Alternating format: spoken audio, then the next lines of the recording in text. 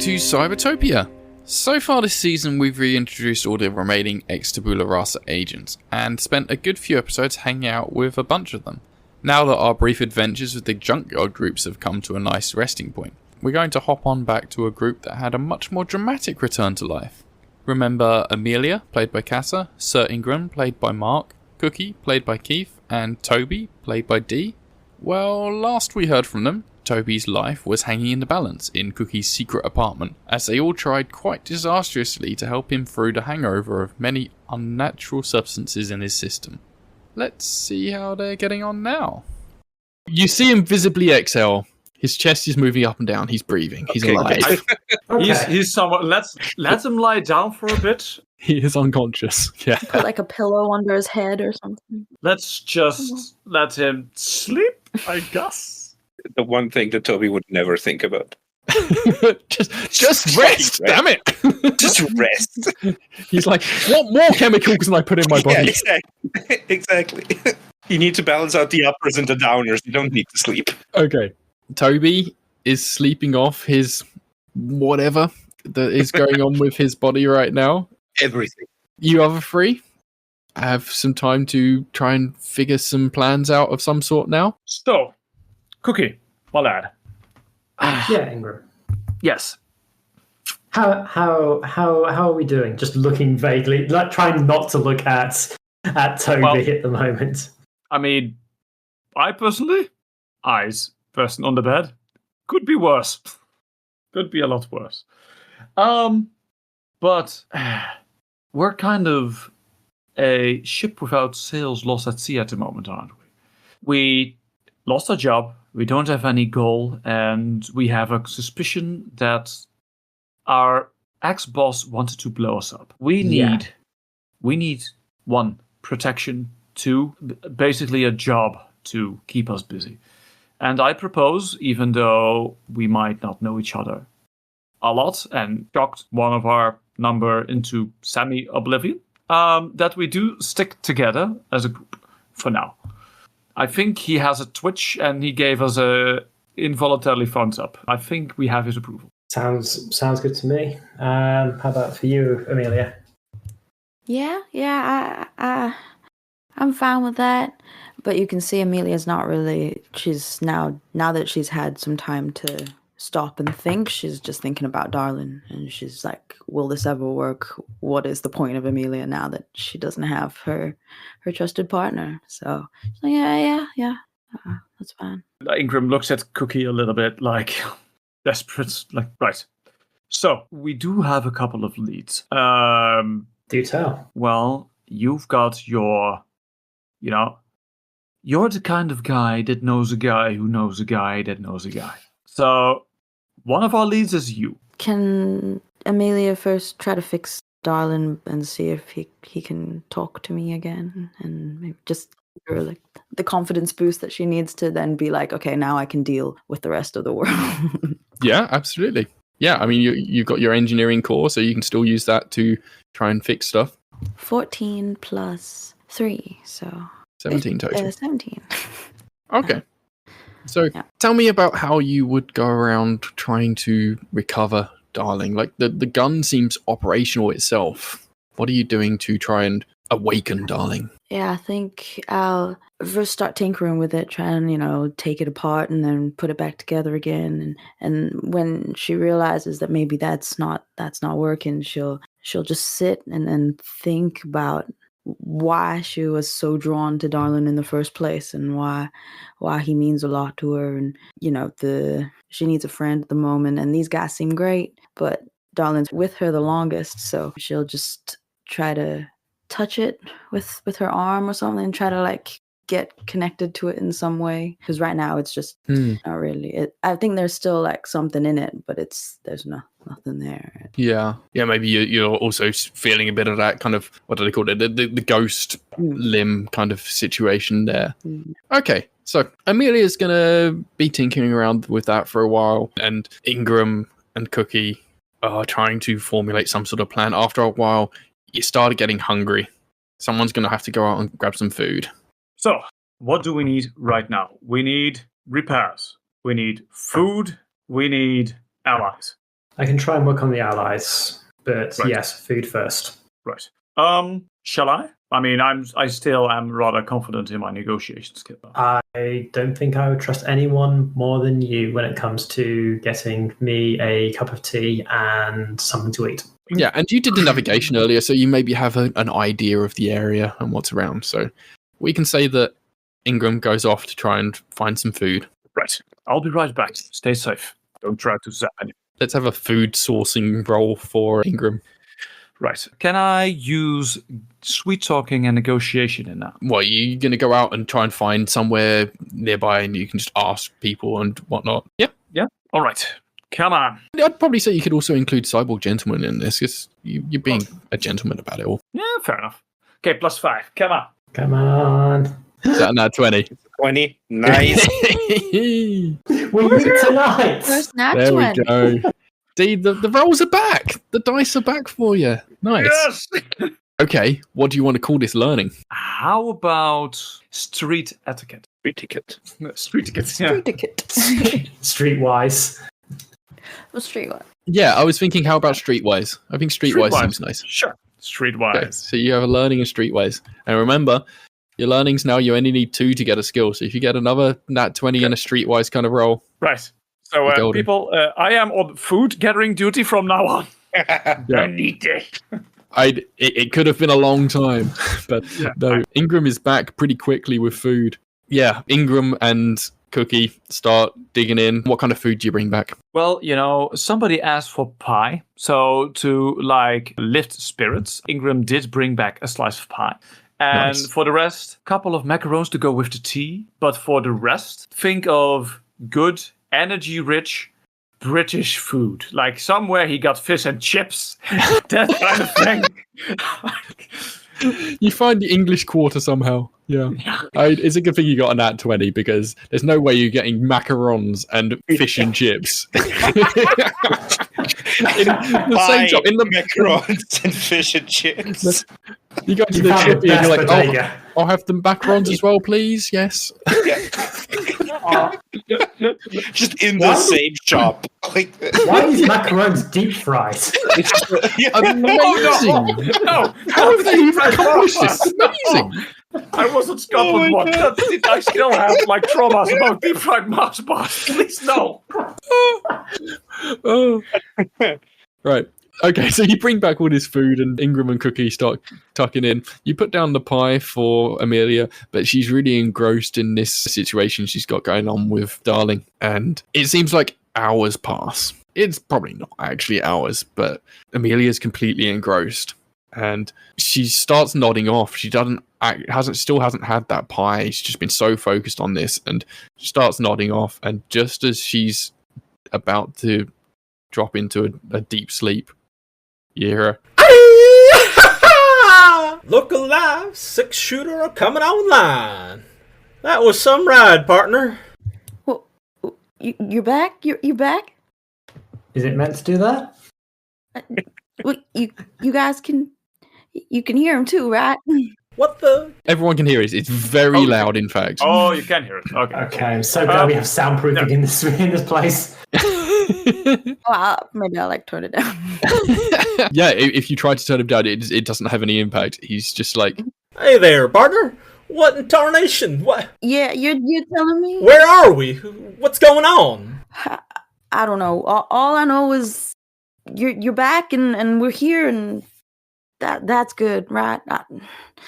Things aren't good at the moment. It's not good at all. I can tell that you're above snakes for sure, but where the hell's your arm? Gone. I suppose I didn't even get a chance to ask the guy. He gave me you, and then that was it. Then we left. Holy hell and high water. There was an explosion. My voice, it's gone all no brakes. You're pretty loud. Is there something? It's burning breezes. Can I do something to? You're okay though, right? Can't say I know. Let's see how I shoot. You can probably shoot. Let's try, and then maybe I'll see something in the distance and try to shoot with my other hand. are you going to shoot in the apartment? Or do you want to go up to the roof or something? maybe as I try to shoot someone, one of the people in here are like, "Hey, Cookie's like, but soundproof, not bulletproofed.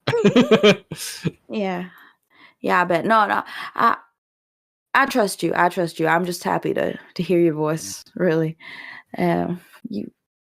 I am feeling friskier than Curly Wolf. I should give it a little test. A little exercise. Yeah, no, I think you should too. And then she scutters up to the roof. If there's a roof, she'll go out and Yeah, see if you there's can get up onto anything. the roof, and it maybe goes up like 6, 7 floors or something, and you get out onto the roof, and it's one of these kind of flat terraced roofs, and you can see across the kind of local neighborhood, maybe 3 blocks over, you can see there's some guys drinking on their roof, and it's starting to get kind of dusky now. The light's starting to fade. You can see some of the neon lights from the entertainment district starting to light up the sky a bit. It's getting a bit noisier, a bit rowdier, so maybe you think, yeah, probably get away with a couple of test shots just to see how Darlene's doing. Are you going to line up some targets or something? No, I think I'm. If it's like there's signs on buildings and stuff, I might just try to flip something that spins. Like if there's like a little sign on a pole, and I'll aim it, and I use my precision aim as well. How far are you going to aim? Like, what kind of distance are you going to be aiming for this first shot? I don't think it's that far. I think it's not right in front of me, but it's not like I need to squint too far to look. Sure. 10 plus 2, 12. Okay. The first shot is a little bit off. Maybe it just clips the edge of the sign, but you do a couple more, and you manage to get it lined up, and Darlene's like just going wild. Darlene's like, huh, yeah, hoo, yeah, there, almost center, that one. So you do your 6 shots, and after that, Darlene's like, I'm plumb out of lead, but I know you'll get it next time, partner. Hoo-wee. Yeah. That's... Like, this gun, it doesn't have a mouth, it doesn't have breathing, but this gun, like, lets out a big sigh. Yeah, that's exactly how I'm feeling. And, yeah, he seems to quiet down a bit now. This has definitely cleared the air, let him get some pent-up tension out. He smokes colored both. Feels grand. That was some fine shooting there, partner. Oh, yeah, like he pushes out like a pink cloud of smoke. A little puff of smoke. Yeah. Lovely. I should just sit up there for a little bit and then go down. Yeah, you can go and have your pie now. Mm. She seemed happy with the loud gun being fixed. So, I'm going to say it's going to take overnight for Toby to kind of recover enough to be conscious again. Fair. You'll prop yourselves up in various corners of the room, one of you on the chair and others on the floor or whatever. Cookie's just got a map of the city in front of him and just doodling in as best he can remember, like, the power races all the factions around the city, but given that 3 of them have just potentially been wiped out in that explosion, all bets are off on how accurate this is. Presumably there's been a power vacuum in the week in between. Okay. Let's have a roll. Like, at the moment, I don't think Cookie's got an accurate idea of everything, so I think he's going to in the morning at least try and do some footwork to try and work out what's going on. But for now, he's just looking over this map, going, I maybe know 3 or 4 people I can call on, but I think I owe some of them money. What I'd like you to do is a social engineering roll, and this will be basically you trying to run through all the permutations of what the balance of power would change like after the wiping out of the 3 big factions. Okay, let's see what we can get. All right, so with social engineering 2, that makes it an 11. Okay. I suppose this is because I was probably expecting to get, given that I've got very little in the way of intel. Mm-hmm. So you come up with a lot of different ideas and thoughts, and I think what you keep on coming back to is that there'd be a power vacuum, especially just a week after this. And Amazing Corp probably would solidify their power during this time and maybe put some feet down in places and stamp authority and whatnot. They'd probably try and blame some other faction or some other group on the explosion that killed all those people. But a lot of the anti-Amazing Corp factions would definitely be thinking it was Amazing Corp, especially since it was the 3 big factions that got taken out. Mm-hmm. I don't think you'd be able to identify any specific faction that would be taking hold or growing their influence. I think having interacted with someone from the CSP, that would be a pretty good indicator to you that the Citizen Safety Patrol is a significant force. Yep. Whether or not they'd be helpful to you or not, knowing that they are the city. They're close enough to the back pocket for Amazing Corps as their municipal police force and militia, yeah? They're not necessarily going to be helpful to people who are not with Amazing Corps, but they're not like literally in their employee. So there's potential there. But I suppose the other thing that Cookie's trying to get out of this is at least a few people he knows to go talk to when it comes to, hi, we are for enterprising, I guess now mercenaries out of work and looking for enterprising rent payment opportunities. Okay. Contract work. Have you got anything for 2 spies and 2 super soldiers? I imagine that Cookie's spending the evening when he's not sleeping just mulling these thoughts over and going, do I know anyone in here? They won't be dead. Can I still talk to them? Yeah, that's where Cookie's mind will go. 2 spies and 2 super soldiers in search of sugar daddy with tasks. Yeah. Posted that on Bob's list. Morning eventually comes. Cookie has eventually fallen asleep in the corner, doodling on his pad, trying to figure out what's going on with the world now. And a siren goes past down the street and jolts you all awake. Cookie jumps to his feet and shouts, Rizon, which startles the rest of you a second time after the siren. Toby, groggily, opens his eyes, looks around the room and sees everyone and kind of feels a little bit more alive. Feels like maybe some shit's got out of your system. This is wonderful. I feel like a corpse today. That is so much better. I feel empty rather than full. Good thing that worked. Sips tea shakily, spilling about like a quarter of it. I had the weirdest experience. Yeah.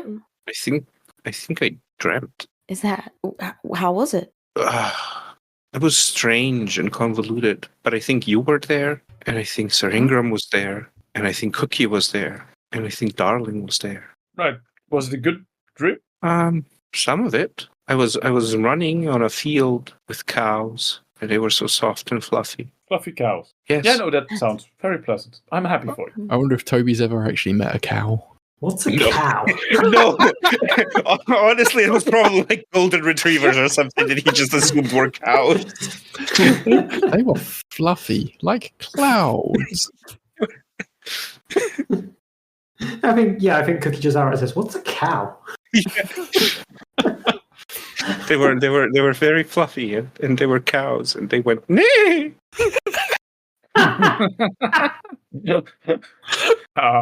Right. Good. Good on you. Could I, having heard this, I'm coming closer to Toby. Is his exoskeleton still like working or not? Did you say he needed repairs and stuff? The exoskeleton's pretty bashed up. Yeah. I imagine you took with you all of the broken off parts, but yeah, I mean, it does function to an extent. It's just nowhere near as strong or put together as it used to be. Like the way I've imagined it so far is that parts of it were not able to be removed from his body, but they're like unmoving parts, like just a part of like the underarm or something like that. And then all of the stuff that was off of him, but that they took with him is all of the stuff that is needed to kind of like connect the joints and everything, like the pneumatic stuff and like all of the things that actually make the exoskeleton like do the things that it does instead of just being basically armored plating. So it will need some assembly. I mean, if you wanted to, you could do some engineering to try and help him fix and repair some of his broken bits. Yeah, I think it was just because he was, as you were saying, like he was frolicking through a field with cows. Wouldn't it be nice to frolic full capacity? That's a 15 plus 3. That's an 18. Okay. Yeah, you do some tinkering and find some spare screws and stuff and put together some more of this exoskeleton. Right, what I'll say, Toby, you'll get a temporary bonus of +2. Let's just call it +2 exoskeleton. Okay. So basically, this will last as long as when you roll for exoskeleton stuff. This will last as long as you keep on rolling above a 10. If you roll below a 10 on the dice, then you'll lose it. What if I roll exactly a 10? You roll exactly a 10, you'll lose it. Has to be above a 10. But yeah, you now have a kind of a jury-rigged exoskeleton that is much more functional than it used to be, or than it was since you came out of the rubble. It is more functional than when it was after the explosion, but not quite as functional as it was beforehand. But it is delicate, so though it has been fixed up, it could break at any moment. Yeah. But you now don't stagger around anymore. You can walk under your own steam and stuff. So Awesome. My own steam. So, yeah, Cookie, you think back to Rizon, and in your head, you're like, Rizon they're a faction. They're a group. They're a gang. They're not the most savory of types, but if you were going to try and look for kind of under-the-counter kind of work, an unsavory gang might not be the worst idea. And they operate nearby here, I guess. You do know that they have a bar or something nearby that you potentially could approach them at. Well, I have one of two leads for you all, and I point at my rough map of the city. One, and I point at the vague area where the bar is. Violent gang named the Rizon operate out of here, or around here, part of them do. Be enough to keep us going, hopefully, as long as we make a decent enough impression. Now that you're back to some working condition, Toby, I think we've probably got better than average odds of getting some kind of violent work from them. The other one is we try and push this luck as far as we go, and I try and get in contact with the data broker. What? So, The data dead guy. Yeah. So the first job I went on for Amazing Core as part of the whole Tabarasa thing was to track that guy down. He already knew we were trying to find him. I'm going to hazard a guess that if someone knows what's been going on, it's going to be this person. Question is, how do we find him? So probably take work through Rizon first, try and chase down the data broker. Yes. Those are two things that are going on in my mind. Yeah, I concur. I think we should get ourselves in better shape first, because chasing down the data broker might be more than we can chew at the 100%. moment. So let's go meet some angry bikers or angry Rizon. Oh boy. Cookie, do you know if Rizon like Amazing Corp, or they don't like them at all? So Rizon was the creation of Jeff, and they are the Horizonists, shortened to Rizon. They were originally just a normal anti-corporate kind of group, but they have evolved into full-on criminal, and they are very criminal. They cause a lot of collateral damage, and they don't care. So they are very dangerous people, but they are certainly anti-Amazing Core. They're not a big group. They're not huge. They don't have a lot of power or influence, but they are a significant one of the smaller factions. If it wasn't for the fact I was so sure that Amazing Core were the ones who blew us up, I would put good money on the Rizon being the ones to do it. So yeah, I'm pretty sure they are very anti-Amazing Core at this juncture. Yeah, they were previously an up-and-coming kind of anti-Amazing Core faction that maybe would have been disgruntled at being left out of the meeting from the other three groups that you took out previously. Might also be good that we don't dwell on within Rizon's crosshairs for too long if they're that catastrophic. Unless we get on their good sides, I suppose. Yeah, if you go and do some work for them, I'm sure nothing can possibly go wrong from that. Yeah. Nothing can possibly go wrong.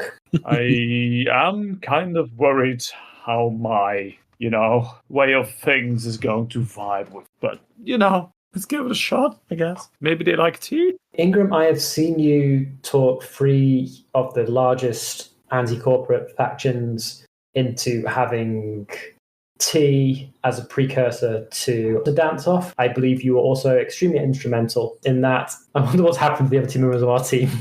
You know what? You're right. I am pretty sure you'll be fine dealing with a group of angry people with bombs. Fair enough. Maybe I can persuade them to use tea bombs instead of bath bombs.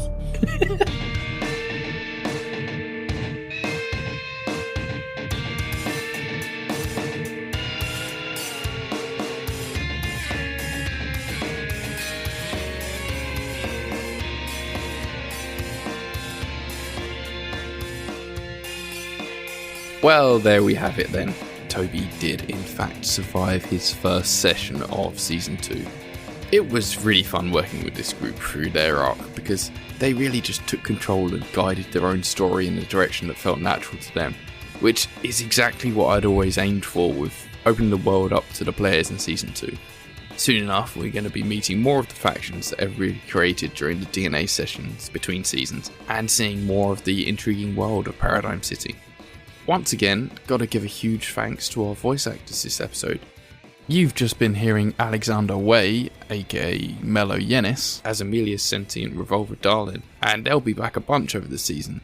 And in the second half, you'll be hearing from the lovely Loxley of Storybook Ending, and Evan the Maori Nerd. And, of course, there's also our wonderful cast from today's episode. Hi, I'm Keith, and I play everyone's favourite talent and sleazeball, Cookie Standard. I'm a procedural generation specialist, and sometimes stream independent game development on Twitch. Recently, we've also started playing the tactical mech RPG Lancer on my channel, with myself as GM and Ben, our lovely Cybertopia host, as one of 8 players. You can catch my game development work and the adventures of Lancer Team Cam Delta on Thursdays at kaYNSD.twitch.tv, with edited versions to follow soon on YouTube. You can also find more of what I do at kaYNSD.itch.io and at Blue Sky with that same address. Adventurers and warriors, heed my call. What I have for you is a world of adventure where evolution and magic go hand in hand. I am Mark, and I am playing Sir Ingram. Visit thewanderergames.com for all your high fantasy yet natural evolution and magic content. We've got something for everybody. Hiya, this is Cassa. I play Amelia's suite, and this is currently the only game I'm playing, so nothing to promote, but I'm very excited for you to see what Cybertopia has to offer. Hey everyone, I'm D or Night Wanderer. Catch me blabbering on socials, DMing a superhero game on Would-Be Heroes, putting stuff up on itch, and streaming on Twitch. All of my stuff can be found under the username Night Wanderer, that's Wanderer with an O, or over in Linktree under Night Wanderer. Again, that's Wanderer with an O. Our mid-roll promo this episode goes out to My First Dungeon. They're a TTRPG show that bounces around a lot of different systems, both playing them as well as discussing the mechanics and how to run their games, and also hosting interviews with creators of all sorts from around the scene. They've covered games from a huge range of genres and styles, including classics like Honey Heist, Wonder Home, and 10 Candles, as well as lesser known titles like 9 Lives to Valhalla, The Wild Sea, and Paint the Town Red. Their most recent game you can check out is the truly awesome Slug Blaster, but I'll let them tell you all about that one. Slug blasting. It's dangerous. It's stupid. It's got parent groups in a panic. And it's the coolest thing ever. Tune in this season on My First Dungeon as 5 angsty teens deal with nagging parents, quantum centipedes, circuit-bent ray guns, hoverboard tricks, and trying to be cool in Slug Blaster.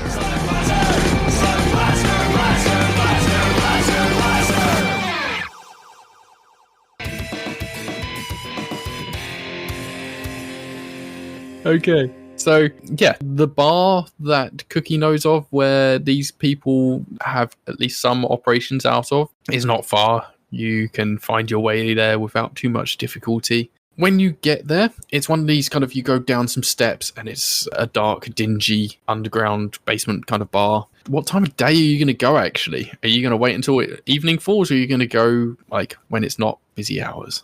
I am thinking that it's going to be at that interesting time of day to go to a bar between the time when everyone should have gone back to work and the time when everyone's filing out of work. So you only get the people who have nowhere else to go but this bar. Okay, and that's so going, like and that's going to be even mid-afternoon even, sort of time. The mid-afternoon time. The shouldn't you have gone back to job time. Yeah. So either you are here because you got nowhere else to go, or you're here because you effectively work here. Mm-hmm. Okay. Yeah, so you go down into this dingy bar, and it's pretty small. There's just one barman there. There's a guy in a suit just kind of crying into a beer glass on the bar top, and there's a couple of other people on some chairs in the corners, just probably locals and regulars that never leave this place. When you walk in, the barman gives you a toothy grin. He's got some teeth missing, big beefy hands, just kind of puts a couple of big tankards on the table and is like, Beer? Beer. Beer. And I'm going to turn on my facial recognition stuff at this juncture, but I've tried to tinker with it so it doesn't report anything back to Amazing Core. So I've got massively out of date information, but hopefully I get some type of read on who these people might be. But we'll get to that in a bit. Okay. I remember what happened last time I turned on my facial recognition stuff after walking immediately into a nightclub. I assume since going back to your apartment, you've got your like backup credit cards or whatever, so you can actually pay for stuff now. The bits I've got access to. I don't imagine I've got access to the immense slush fund I was putting away for my wonderful retirement options, but I probably have access to maybe enough to get us an emergency out. Emergency this is your taxi. limited funds. Yeah. Enough for us to like just grease the wheels a little, but like knowing you have to pay for something expensive. Yeah. So the guy slams down 4 beers. Right on. Just kind of steps back. He's not the type to make small talk. He's just like, Let me know when you want some more. Yeah, and then I'm just going to scan the bar just to try and work out who might be here. okay, let's have a social analysis roll. Yeah, sure. And I'm using my facial recognition and micro emotion social analysis cybernetics for this one. Yay, I get my gear. 14 total with my +2. Okay. It picks up who the suit is that's crying into his beers. And he used to work in a hedge fund. Apparently doesn't work there anymore. Good idea. And the barman, it picks up as a low-level associate of Rizon. The other people in the bar doesn't have any files on them. They're probably just not got criminal records or anything like that is picked up in your rudimentary database scanning. Cool. All right. As I'm taking a just drink of the beer, look over towards the other three and just point towards the bartender while his back's turned and go, him. Just in case the other three wants to lead instead of me. Yeah. Like, just point it and go, him. He's the guy to talk to. He's just kind of facing away, polishing some glasses or maybe stacking some beers. Well, Shall I show you? Yeah, you go ahead. I mean, we're just looking around, trying to see if we can find some work, right? I say it louder as I near. Yes, indeed. Look, and this reputable place, like, according to some, might have some opportunities for those that like the more explosive lifestyle, a little bit more rambunctious. You know, right? I did hear a lot of good things about this place. Have you heard the same? She turns to the bartender. Cookie, let's have another social analysis roll, please. Okay, well, I get the cyberware for that. Ooh, 19 total. You can detect that his ears are pricked up. He's definitely heard what's been being said, and he is steadfastly not turning around. Yeah, all right. So I look at the others and go, it's working.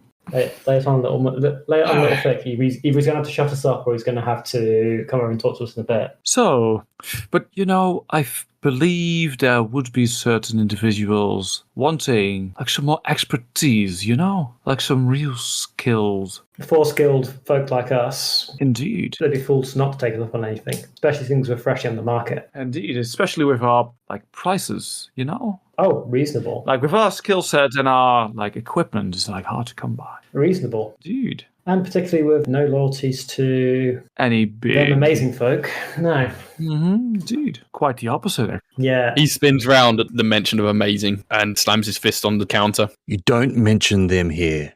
No love lost between us and them. All right. That's Okay. something we can Stop. get Stop. Your Enough. bar, your rules. Enough.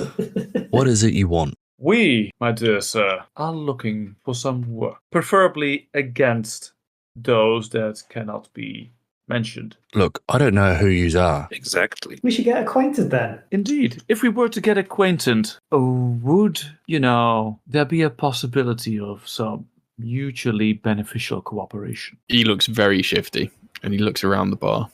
He looks at the suit at the end of the counter. Just give me a minute. And he goes over to the guy, takes away the beer glass that he's crying into. He's like, All right, you've had your fill. Now out. this guy kind of grunts at him, gently tries to refuse. And the barman grabs him by the scruff of his neck. He's like, Enough. You'll get barred if you carry on like this. Go home, go see your wife and kids and make your peace, all right? this guy kind of staggers away and disappears up the stairs. When you hear the door slam behind him up at the top, the barman leans again closer to you. Look, I don't know what your plan is or what you're wanting, but I may be able to put you in touch with some people who can make use of some folk like yourselves. And he kind of looks you all up and down. What kind of work are you after? Ingram side-eyes his companions. What kind of work are you offering? Look, you... Well, I'm not a fixer. Like, I don't know what the bosses are interested in or what they're needing at the moment. But if you give me an idea of your skill set, maybe I can present that to them. You're charming, resourceful, have extreme potential for violence, and are very good with drugs. Let's just say it starts with talking and ends with a blast. All right. That covers quite the gamut. Let's have a roll for this. We have a varied skill set at competitive prices. We'll have Ingram is doing the main talking here, so we'll have Ingram do the main role. Anyone that wants to try to assist him can do a roll with whatever you can justify being involved. I'd imagine it's probably just straight rolls if anyone wants to do that, but yeah. I'll try.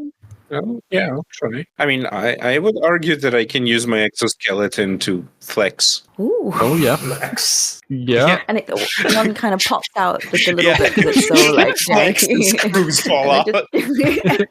He goes to flex and like a hydraulic steam just... Yeah. Okay. What? Yeah, let's have the roll. He comes with his own pyro. That's a 6. Yeah, It's impressive pyro. some springs kind of pop up and like spring out, and it's like We're good with extreme violence. Well, I rolled an 18, so maybe I'm Okay. like really hyping him up now. Is there anything you can add to it? No.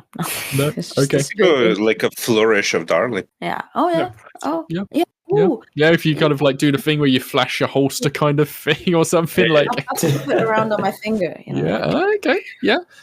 Yeah. So Because plus 2. So yeah, if 20? that gets up to a 20, that gives a +3 total. Mhm. Keith, how's Cookie? So I just rolled a natural 20. Nice.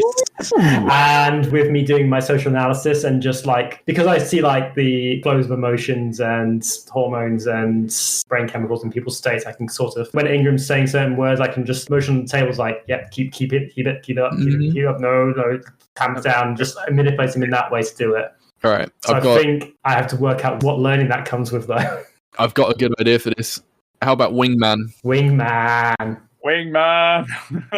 Yeah. Wingman. Yes. Yeah, one learning towards Wingman. Okay. So you get a +6 total from your assists. Right. What else are you putting into this role? Negotiation. Okay. This isn't really sweet talking, I believe. Probably give you sweet talking. All right. +2, gentlemen. No, it's too dingy. Yeah, no. That's not gonna work. Okay, that's +8 total. This is the opposite of gentleman. Yeah, this is, But if we do get a natural 20, I think we can argue it streetwise. So that might work for the learnings. Possibly. Yeah. all right. Yeah, I don't No don't pressure. think. No if it's in that one, he's going to blow you all up. No. 15 + 8 is 23. All right. This is a great success. He says, All right. Clearly, you've got something going on. I don't know. There's some team thing here. Maybe we can make a sell of you or something. I'll go and let the bosses know. You might not get a response for a while. You want to hang out here or? Well, we don't have anything better to do, so if you would allow us to hang out here, I think we would like to take up the offer. And little shudder, some memories about dingy rooms and toothpaste emerges.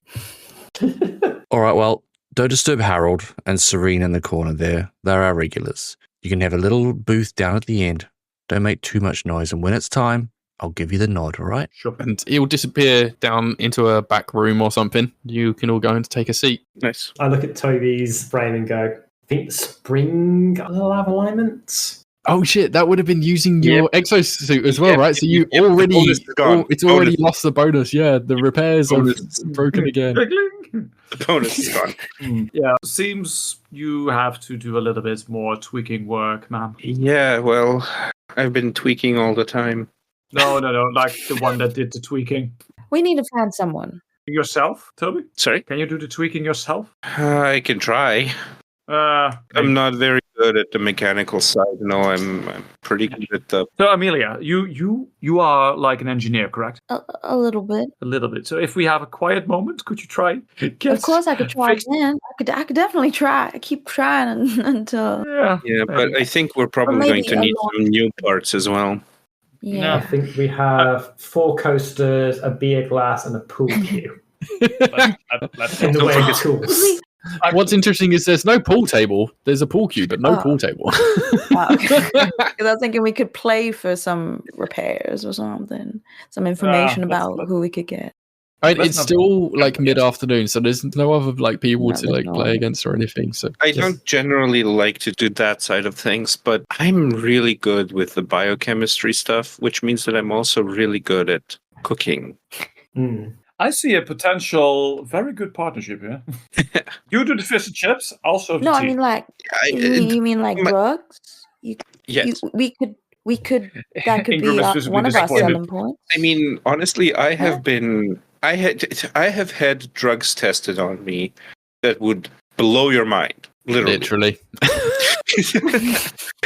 Alan, I worked in entertainment for a long part of my life. Yeah, so I think that we can scrounge something up here, and I mean, all I need is I need resources. I need a lab. I need stuff, and as soon as I have the stuff, because usually I can produce things with my internal chemistry regulator, but at the moment it's got chunks of toothpaste in it, and it also needs repairs, and the specific chemicals that it needs are also not as easily attained. I can distill them from various over-the-counter drugs, but we need things, we need tools to work with, because this was a very big part of the whole thing, was that, and probably also the reason why I've been feeling so bad lately is that a lot of the side stuff I had relied on our previous employers to provide, such as the regeneration aspect of the cryo chambers, usually got rid of all of the hangovers.